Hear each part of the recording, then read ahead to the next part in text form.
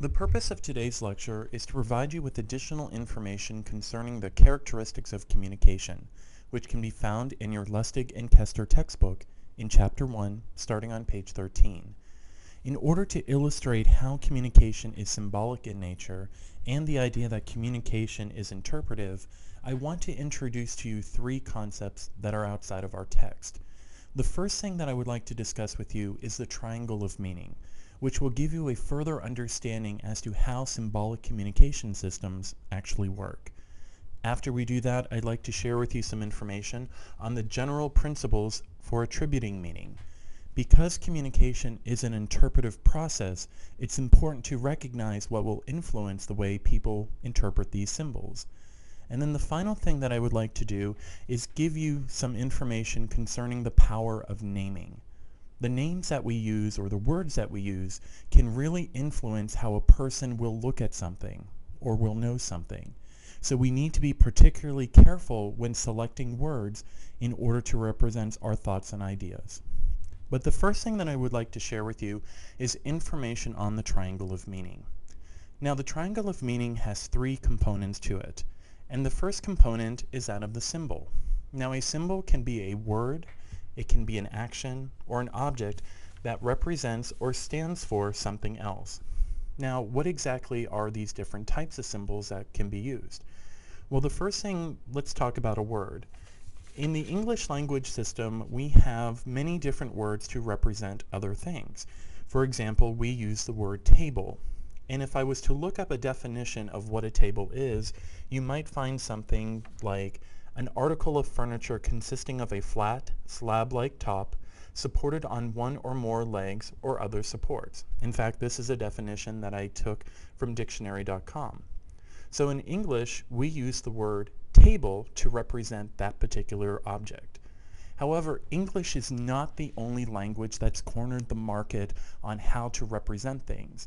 In fact, in Spanish, you might want to use the word or the symbol mesa to represent that same thing. In fact, every language system has negotiated a term to represent or stand for that particular object, whether it's Dutch, Hindi, Japanese, Korean, Tamil, or the Thai language. All of them will have a unique symbol that their language community has agreed upon to stand for or represent that thing. An action, on the other hand, can be physical movement by the body or a gesture in order to communicate some thought or idea. For example, if you were to put your arm in the air and wave it back and forth, that could be a symbol of a greeting. Or you could also be saying goodbye to someone, depending upon the context in which that particular communication symbol took place. The final thing is that of an object. Now, an object can represent other objects or other ideas or other concepts. For example, if you were to take a tree and have a person stand in front of it with a chainsaw, that tree now represents possibly an environmental movement. Maybe it's a symbol that we need to think about deforestation and the consequences that it can have on our global environment. That same tree, if taken in a different context, so instead of a person about to chop it down, if you were to decorate it with some sort of ornaments and lights, it now may become a symbol to represent the holiday of Christmas. So again, objects also have the ability to stand for or represent something else. Specifically, they will represent a referent, which is the second part of the triangle of meaning. Now, the referent is the actual object, concept, or person. So if you were to reach out wherever you are sitting right now, listening to this particular lecture and touch something, that would be a referent, whether it's a desk, a cup, your cell phone, or a pencil. Of course, these can also be concepts, and reference can be people as well. The final part to the triangle of meaning is that of the reference, and this is our interpretation of this particular object, of this particular symbol, and these interpretations are based on our experiences. For example, think about a birthday cake. How many of you, when you see a birthday cake, have good feelings about it? It may represent fun and friends and having a wonderful time and partying. But for others, it may represent a symbol of their own mortality. which may not be the most pleasant idea to think about, but for them, it's not a good thing to see a birthday cake being brought before them. And again, you can have a wide variety of interpretations based upon the individual experiences of that person. Now, because all of us are unique and have been acculturated differently, not only in our own family units and friends, but also culture plays a role in how we look at things or interpret things. And this is one of the great challenges of communication, because what you intend to say or what you intend to represent might not be interpreted in the exact way that you want. And one of the reasons why are all these different experiences that people have. If I was to illustrate this triangle of meaning, it could look something like that. So you see you have your referent or the actual object, and keep in mind that can also be a person or a concept. You also have your symbol or word, and of course these can also be actions or objects that represent those reference. And then finally the thought or the reference or the interpretation. Now, even though this is an example of the triangle of meaning, there are some more ideas that can be connected with it. Specifically, if you look between the referent and the symbol, you have denotation, or the dictionary definition of something. That's an easy way to remember it. Denotation dictionary, D to D. And what these types of meanings are concerned with are very precise ways of expressing something. If you'll recall a bit ago, I talked about the definition of what a table is. I gave you a very precise definition of that. That definition not only tells you what it is, but it also tells you what it is not. So a chair cannot be a table because it doesn't fit into the parameters of what a table actually is. Now, this type of information or these types of definitions are public, so everyone has access to them. They're also considered to be objective or neutral. And finally, they are legal. In other words, if you needed to present your ideas in a legal setting, these are the types of definitions that you would be interested in. Because if you can define something to be a certain way, it could significantly help the case that you are trying to present. However, we do not just live in a world of denotation, we also live in a world of connotation. And what connotation is concerned with is the individual interpretation of what a person sees when they hear that particular symbol. Connotation, think of it like context, again, C to C, because the context may shape a particular feeling or interpretation of something. The individual experiences are going to shape the way a person thinks about that particular idea, whether it's a good impression or whether it's a bad one. Now, connotation is interested in what the word suggests to the individual, and these definitions can be very personal. They can be very emotionally charged. In other words, they can really have a strong reaction depending upon what the symbol is. They can be very private, which means not everyone in a particular community may have that. For example, think about a joke that you and a group of your friends have, or a situation that was kind of funny. All you have to do is say one word, like birthday cake, and everyone starts laughing. And the thing is, people who weren't there may look at you funny. They can't figure out why that is so funny because they haven't been through the experience that you and your friends were at. So it's a definition or an interpretation that people normally would not know about unless they were physically there at the event. And again, these can be individual as well. So you may have your own especially unique way of understanding a particular symbol. So now that I've kind of gone through some of the elements of the triangle of meaning, I want to kind of illustrate this with a particular term. And what I'd like to do with you is look at the color pink. Now, again, the word pink is the symbol, and it represents a particular shade or a particular hue or color that we'll talk about in just a moment. And then we're going to look at, again, what do you think and feel about that? But let's start off with the actual symbol, the word pink, and define that using denotation. When I looked this up in the dictionary, I found different ways to interpret what pink is, or to define what pink is. First, you have a color varying from light crimson to pale reddish purple. So it's giving you an indication of what constitutes pink. So anything that doesn't fall within this range technically is not pink at all. The second definition that I found was more political in nature, In fact, it's explained that it was holding moderately radical and usually socialistic political or economic views. In the 1950s, there was a huge concern for communism, and you might hear the term pinko used. And again, communism is often linked or seen from our cultural perspective in the United States as moderately radical, and definitely socialism is intertwined with that as well. But there's another definition for pink as well, this idea of being emotionally moved, or the concept of being tickled pink.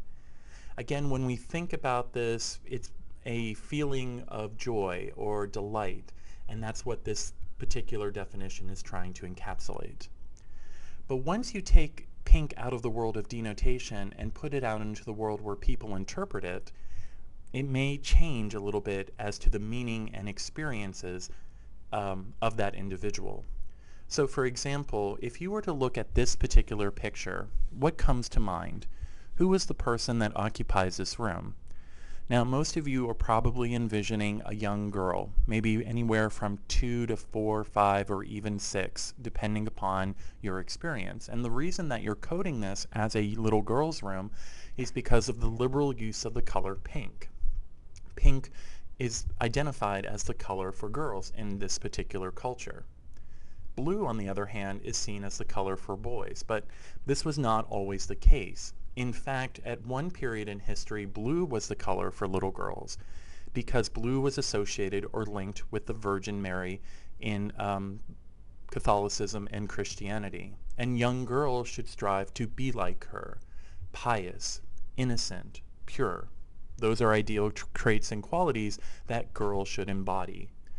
Pink, on the other hand, was the color linked with boys. At one point, red was considered a very strong and powerful color for men. Virility, strength, blood.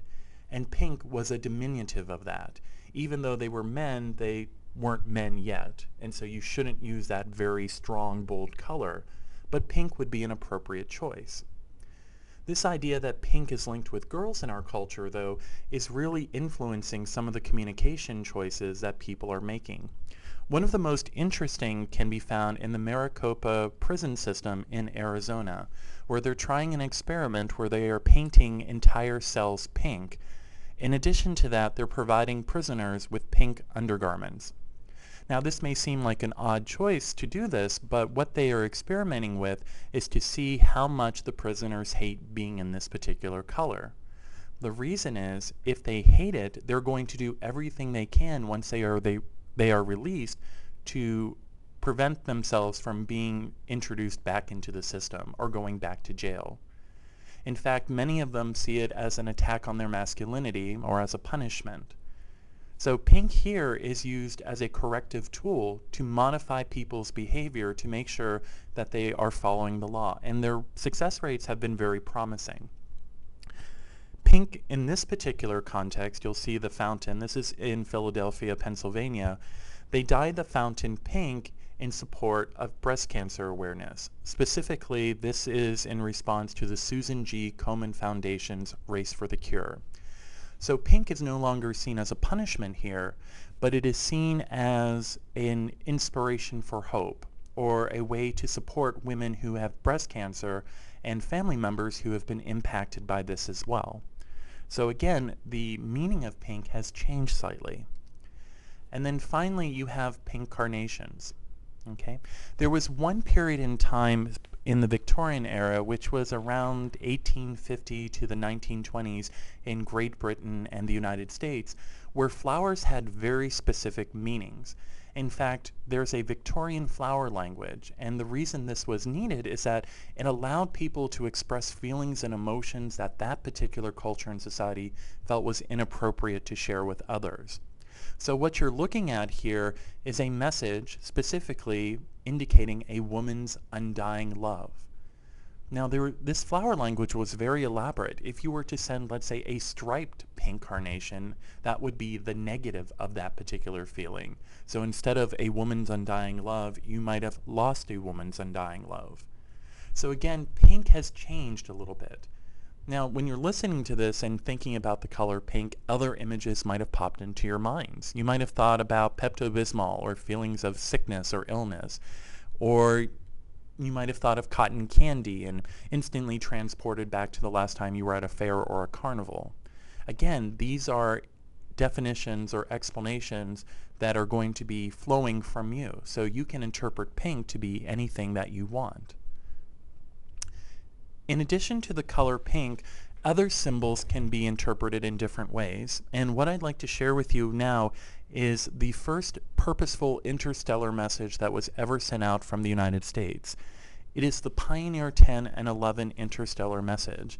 And you're going to notice that there are a lot of elements that may seem a little disconcerting. You might not know exactly what they are, and that's okay. What I would like to focus specifically on are the human characters, which can be located over here to the right of the screen. When this was first sent out in the late 70s, there was a lot of concern about that, particularly about the two human images contained within this message. There were some groups who felt it was inappropriate to send out naked images of people. In fact, they felt we were sending out space porn. Now, when you look at these particular figures, is that something that comes to mind? Or do you see something different? The people who framed the message intended people to see this as showing what the basic anatomy of the individuals who sent the message would be, to give them an idea of who is trying to contact them. And placing clothes on them might not be the best thing since there's such a huge variety or difference in the way people clothe themselves around the world. In addition to that, there was also some concern about this particular symbol here, the gesture. What does this mean to you?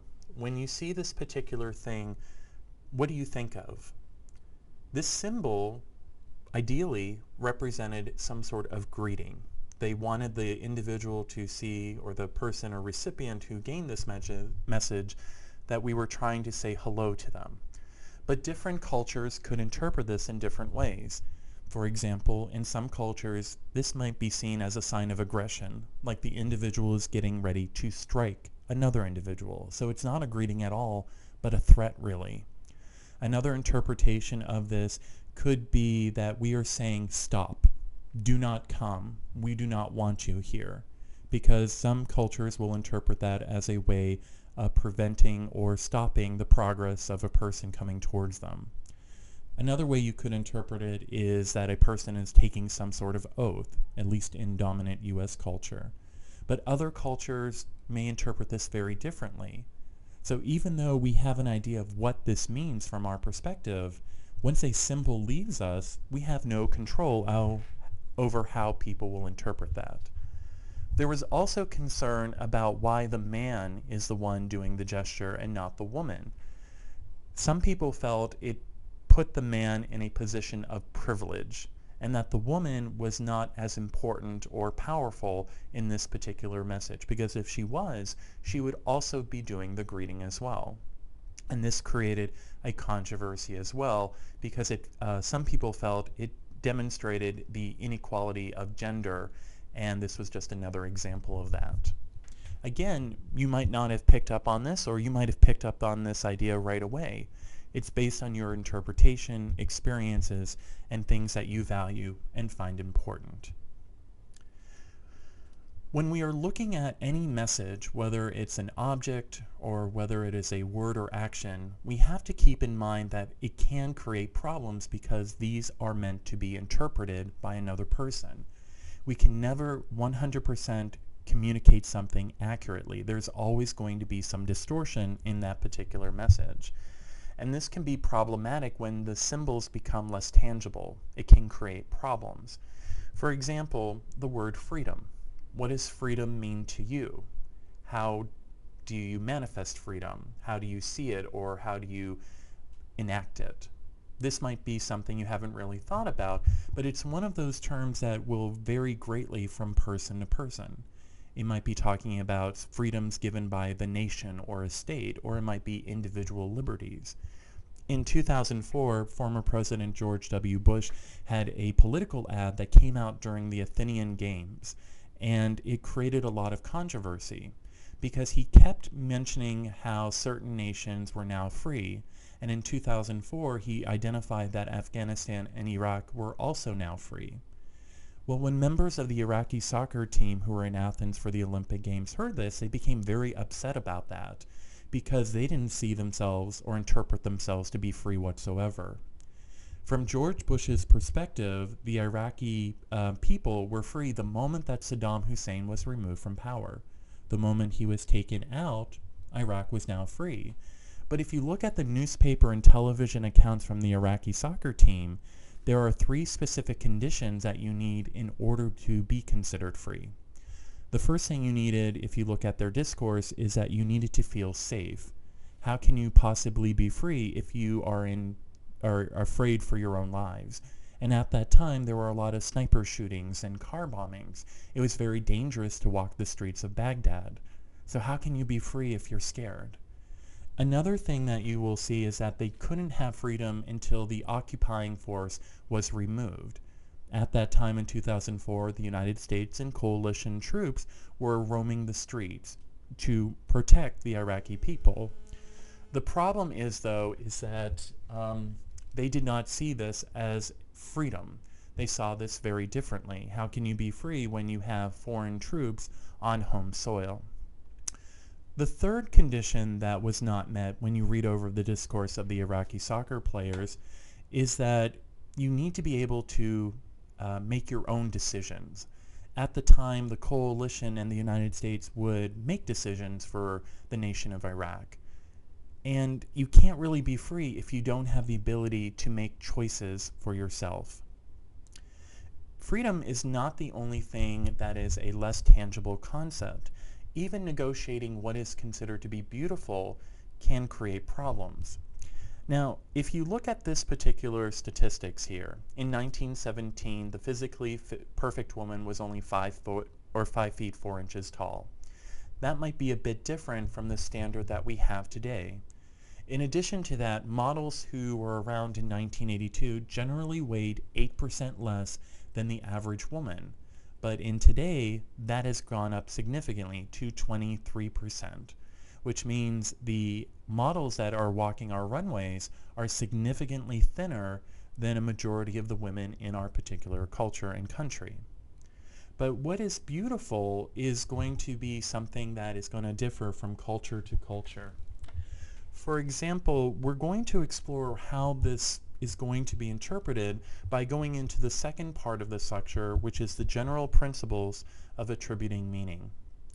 The first thing that is associated with this concept is that we attribute meaning to what we perceive. So again, meaning flows through us. Meaning is tied to us. Something that is very significant and important to one person may carry no weight whatsoever to another. So we have to see it or hear it, and we determine its value and worth. In addition to that, meaning is in people, and because of that, you will have wildly different interpretations of things. Determining what is good or what is bad is going to vary from person to person, but also from culture to culture as well.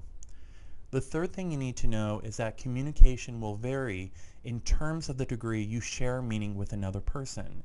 You may think that you're doing an excellent job expressing your ideas, but if another person doesn't quite understand what you're saying or seems confused or lost, then you're not exactly doing the best job. You may be thinking it, but again, it doesn't matter what you think, it matters what the other person thinks. And then the final thing is that these meanings are culturally influenced. In fact, culture will tell us what is valuable and what is not, what is important and what isn't. To illustrate this concept, I want to talk to you briefly about the concept known as blepharoplasty, known as the double eyelid surgery. And this is one of the most common plastic surgery procedures in the nation of South Korea. What you're looking at here is actually the same person. What the double eyelid surgery does is places a small fold of skin right above the eye. Now, approximately 50% of women born in Korea will naturally have this, and about 50% will not. But the culture interprets this to be a very valuable or beautiful attribute to have. Oftentimes, eyes that do not have the double eyelid might be seen as cold or aloof. But if you do have it, you're considered friendlier or more beautiful. And so a lot of women are going through this particular procedure. In fact, even though it may have this cultural weight to it, it can be very damaging to the person. There are cases where the eyes become exceptionally infected, and even instances where a woman would lose her sight, all for this little fold of skin that doesn't really do anything anatomically for the person. But in the culture, it's considered an item of beauty. In addition to that, we're going to briefly look at the Chinese practice of bounding feet. Now, when you're looking at this particular foot, it may not seem beautiful to you at all. In fact, what you're looking at here are all the toes broken except for the very first one. After these toes are broken, the foot is going to be bound tightly with these claw strips, and you don't want this to grow more than 3.9 inches ideally. In order to make sure that the foot is actually small enough, the toes are actually folded underneath the foot, and if you'll notice here, there is a concavity to the foot now, so it's actually been crushed or crumpled a little bit. Now you might think, why is this considered to be a beautiful or desirable thing? Well, in the culture at one point, if women had small feet, it was very painful for them to do anything. They couldn't really walk and would need to spend most of their day just kind of lounging around. Well, that was an impressive symbol of a family's wealth, that an individual was so wealthy, his wife did not have to help or contribute to anything, that he could afford for others to do the work for him.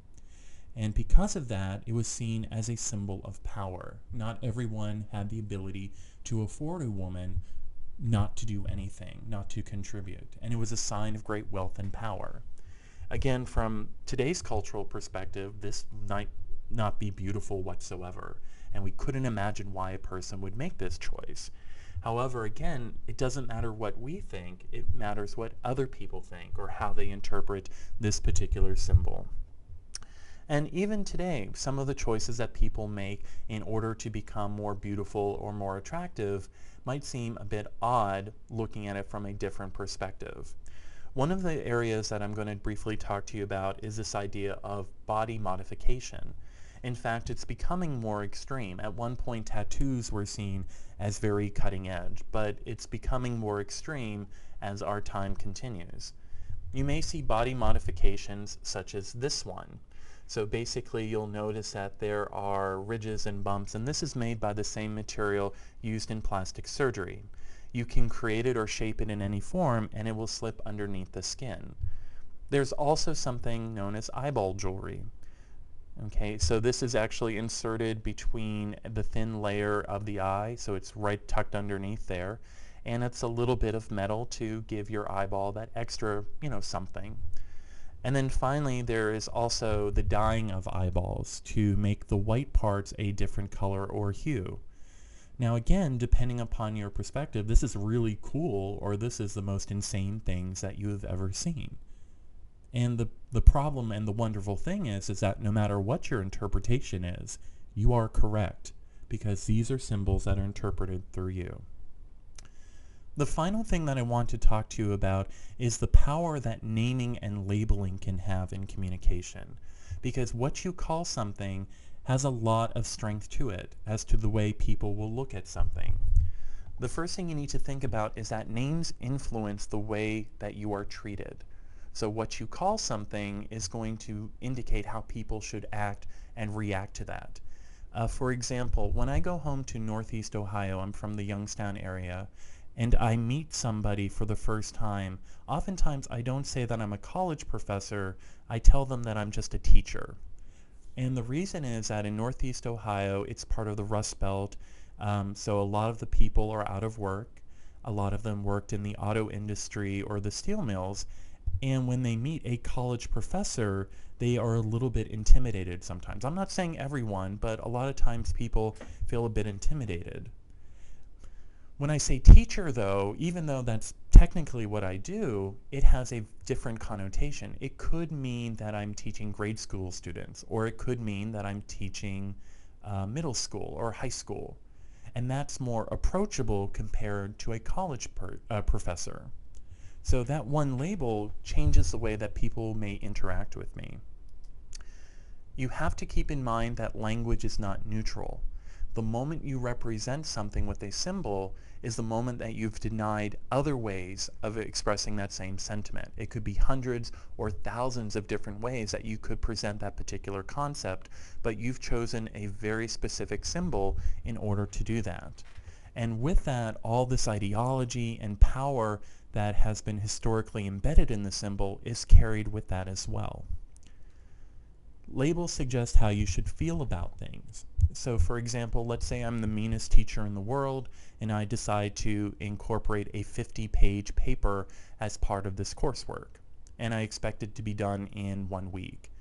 Now for some of you, you are freaking out right now. You're like, there's no way I can ever do that, because that's a problem to you.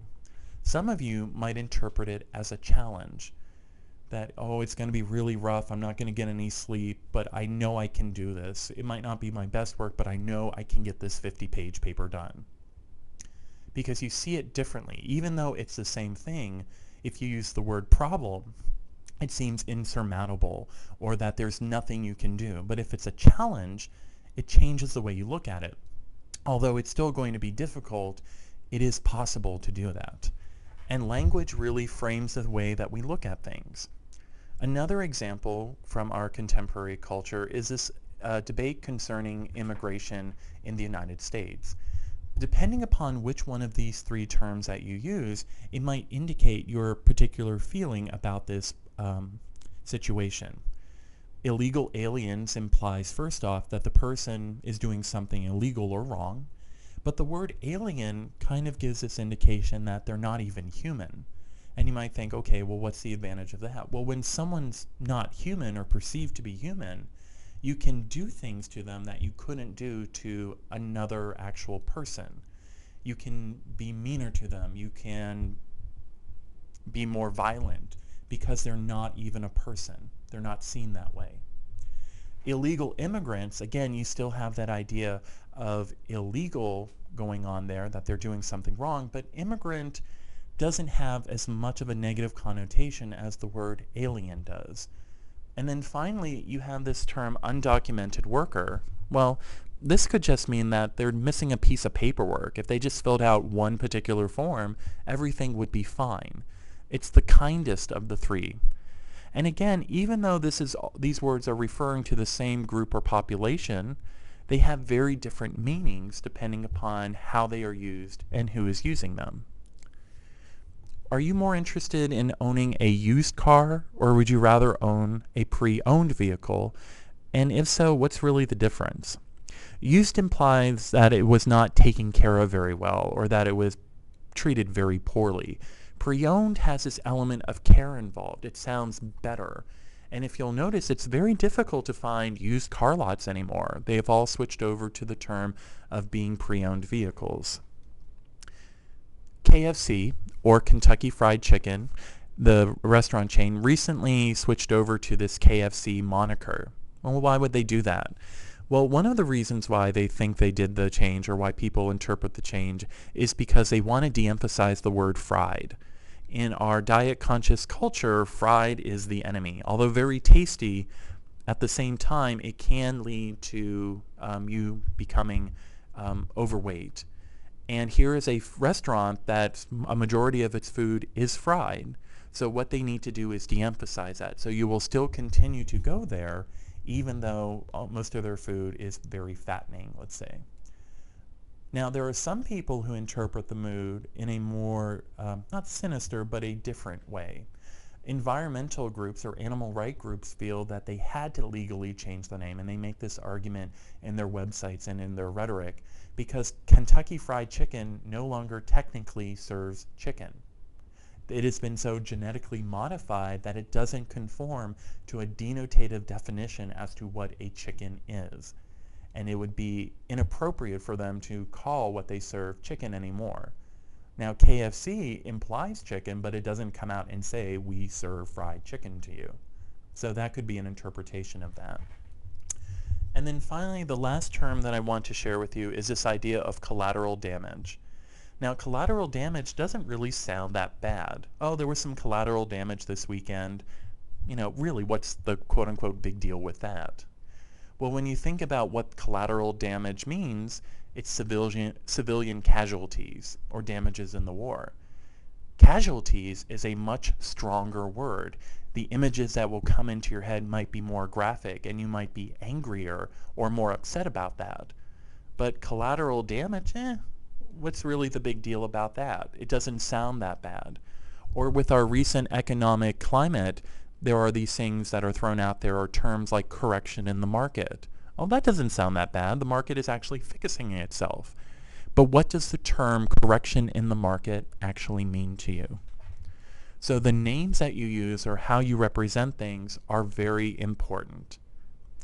So hopefully today you will have a better understanding about the complexity concerning communication.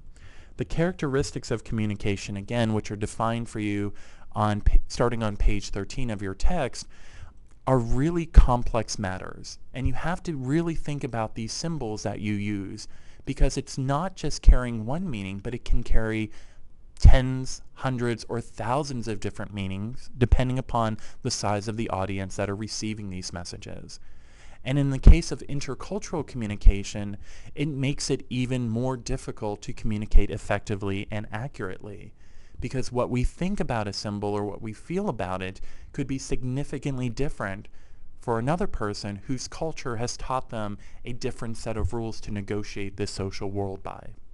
So hopefully you've enjoyed this lecture and you've learned a little bit more about the symbolic nature of communication and how it is especially interpretive. And for these reasons, we need to be selective in the way that we represent not only our messages, but ourselves.